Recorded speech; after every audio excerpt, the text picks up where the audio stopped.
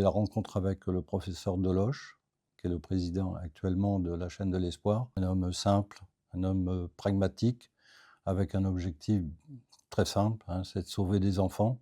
Et entre la mission de la chaîne de l'Espoir, qui est de sauver des enfants, et celle de Proludic, de promouvoir son développement social, voilà, pour moi, il y avait une corrélation. En fait, on vise finalement les mêmes objectifs, qui est aider la jeune population en fait à grandir.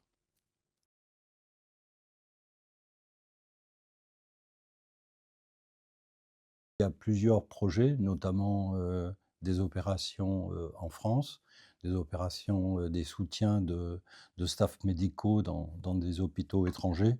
Mais moi, j'estime que je n'ai pas la compétence de définir précisément ce que j'attends de la chaîne de l'espoir. Donc, je laisse l'initiative de la chaîne de l'espoir de gérer les budgets qu'on leur attribue aux actions qu'ils souhaitent mener.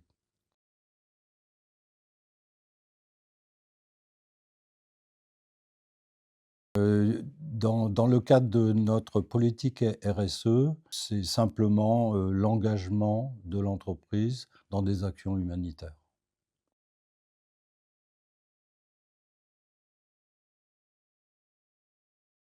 Grâce à l'implication de personnel en interne, on a créé tout au cours de l'année des événements sportifs. Il y a une incitation bien évidemment à participer à ces actions sportives, déjà pour le bien-être de chacun, et ces participations permettent d'acquérir des points. Et l'objectif qui était donné en 2024, c'était de récolter 70 000 points à travers ces différentes actions sportives internes. Et les 70 000 points récoltés étaient transformés en 70 000 euros qui étaient versés à la chaîne de l'Espoir.